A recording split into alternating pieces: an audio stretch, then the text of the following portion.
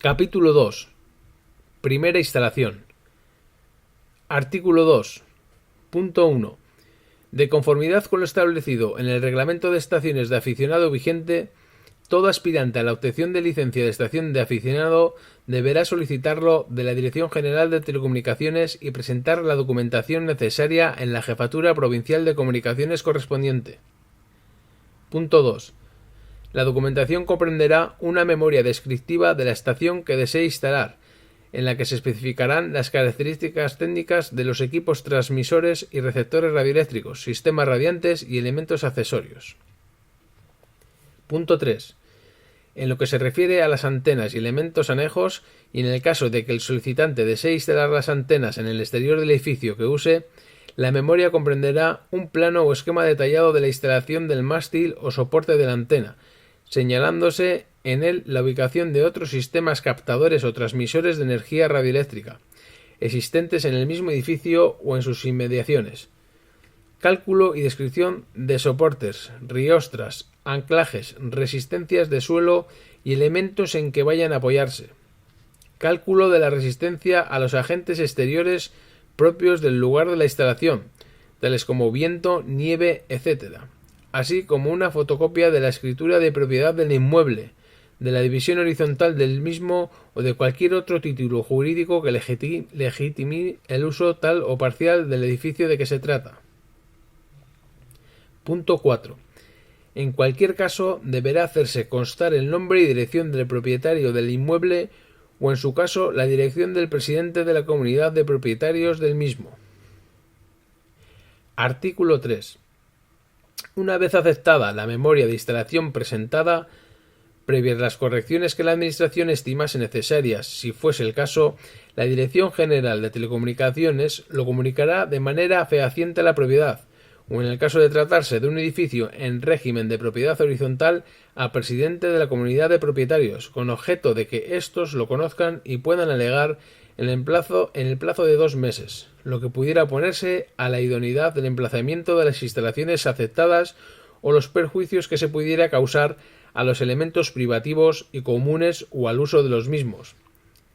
Si en el plazo de 2 meses no se hubiera recibido ningún tipo de comunicación de la propiedad, se entenderá que tácticamente se acepta la mencionada instalación. Artículo 4. Punto 1. Oída la propiedad o transcurrido el plazo de 2 meses a que hace referencia el artículo precedente, la Dirección General de Telecomunicaciones notificará al solicitante la aprobación de la instalación y montaje de la estación de antena con las correcciones y observaciones pertinentes a las que deberá ajustarse, continuándose la tramitación normal del expediente. Dicho extremo se comunicará de manera fehaciente al propietario o presidente de la comunidad, en el caso de edificios en régimen de propiedad horizontal, quienes, en caso de disconformidad, podrán ejercitar los recursos administrativos y jurisdiccionales legalmente previstos. Punto 2. Igual comunicación se hará cuando se expida la licencia de estación de aficionado o cuando, como consecuencia del expediente, se decretase la nulidad de las actuaciones y la cancelación de la autorización de la instalación. Artículo 5. Salvo cuando material, técnica y radioeléctricamente sea factible, a juicio de la Dirección General de Telecomunicaciones, no se permitirá más de una instalación de antenas de estación de aficionado en un mismo inmueble. Capítulo 3. Traslados y variaciones. Artículo 6. Punto 1. Cuando la propiedad del inmueble haya de realizar en él obras necesarias de carácter ordinario que impliquen el desmontaje, así como el posterior montaje de la antena y elementos anejos, lo comunicará así al titular de la licencia de la estación de aficionado, de manera fehaciente con una antelación de 1 mes, a fin de que éste pueda proceder por sí al desmontaje y posterior montaje de la instalación o presenciarlo. Punto 2.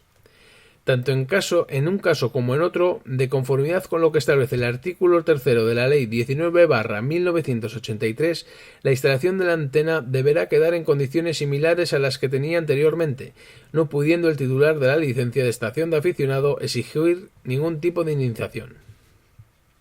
Artículo 7. Cuando las obras tengan carácter de indudable urgencia, la propiedad podrá proceder al desmontaje de las antenas y sus elementos anejos sin necesidad de acudir a los trámites y plazos señalados en el anterior artículo, pero deberá, en todo caso, poner inmediatamente en conocimiento del titular de la licencia de estación de aficionado la realización de tales obras. Artículo 8. Punto 1. Durante el tiempo que las antenas y elementos anejos deban permanecer desmontados por razón de las obras y siempre que ello fuere posible, se podrá autorizar por la Dirección General de Telecomunicaciones una instalación provisional compatible con la realización de las mismas. Punto 2. Los gastos que pudiesen ocasionarse por esta instalación será de cuenta del titular de la licencia de estación de aficionado. Artículo 9. Cuando se trate de variaciones de emplazamiento de antena que pueda promover la propiedad del inmueble conforme a lo previsto en el artículo 2, párrafo último de la Ley 19/1983, se estará lo dispuesto en el artículo 545 del Código Civil. Artículo 10. Punto 1. Cuando las inspecciones técnicas, variaciones en la acometida de la línea de transmisión de las antenas u otras circunstancias que pudieran presentarse resultara aconsejable, a juicio del titular de la licencia de estación de aficionado, el cambio de ubicación de la antena, deberá solicitarlo así de la Dirección General de Telecomunicaciones y seguir el mismo procedimiento como si se tratase de la primera instalación. Punto 2.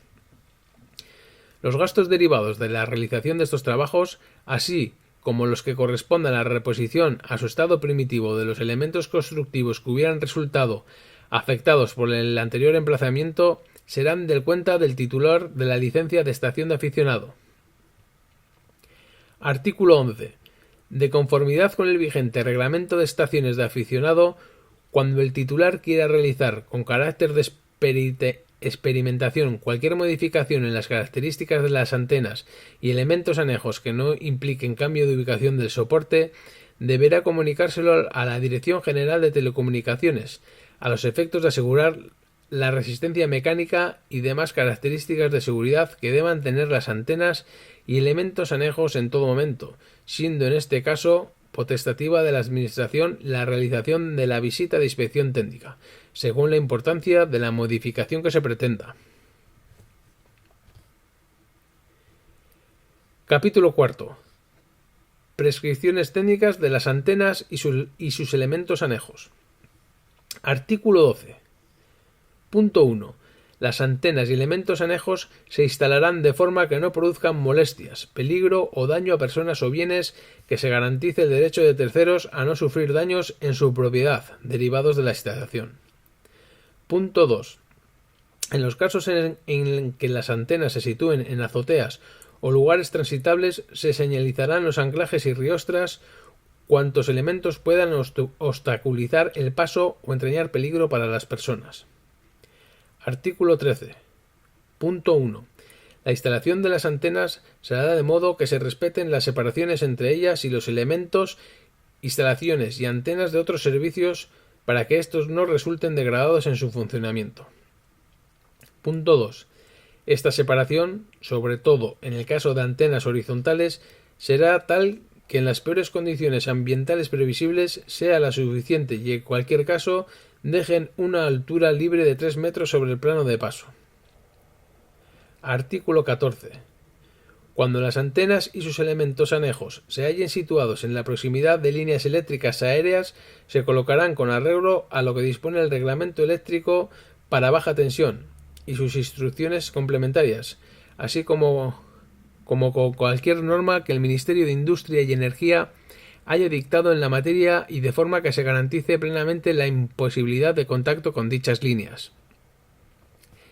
Artículo 15.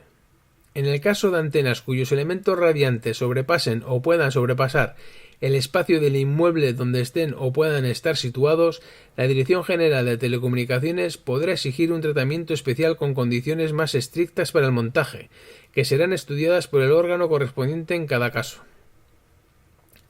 Artículo 16. Punto 1. Las características mecánicas de antenas y elementos anejos deberán responder a las normas de la buena construcción y ser capaces de absorber los esfuerzos ocasionados para su uso, teniendo en cuenta las condiciones ambientales particulares del lugar de instalación, tales como presión del viento sobre la estructura, sobrecargas por hielo u otras similares. Punto 2. Los mástiles o tubos que sirvan de soporte de las antenas y elementos anejos deberán estar diseñados de forma que se impida, o al menos se dificulte, la entrada de agua en ellos y en todo caso se garantice la evacuación de la que pudieran recoger. Punto 3. Las antenas y elementos anejos, y en particular soportes, anclajes y riostras, deberán ser de materiales resistentes a la corrosión o tratados convenientemente a estos efectos. Artículo 17. Los soportes de las antenas no podrán ser fijados a soportes o anclajes de pararrayos ni a las conducciones aéreas de energía eléctrica. Dichos soportes deberán fijarse directamente a la obra civil en puntos aptos para tolerar los esfuerzos correspondientes o mediante elementos repartidores de carga debidamente dimensionados. En todo caso, se garantizará que tanto los soportes como los anclajes no deterioren la resistencia mecánica de los elementos constructivos a que se fijen, ni originen niveles de vibración perturbadores en los locales habitables superiores a los que permitan las disposiciones vigentes. Artículo 18. Punto 1. Las líneas de transmisión y los cables de alimentación entre los equipos transmisores y receptores y la antena distarán no menos de 10 centímetros de cualquier conducto o canalización de servicios del edificio y de forma que se impida su contacto con elementos mecánicos. Discurrirán preferentemente por patinillos de instalaciones o bien por patios interiores, de modo que a ser posible no afecten a las fachadas, evitando la accesibilidad por las personas. Punto 2. No se admitirá su tendido vertical libre, sino que se fijarán a intervalos apropiados a las características de la línea. Punto 3. En el caso de que las líneas de transmisión o los cables de alimentación vayan empotrados, irán alojados en conductos o canalizaciones para su uso exclusivo.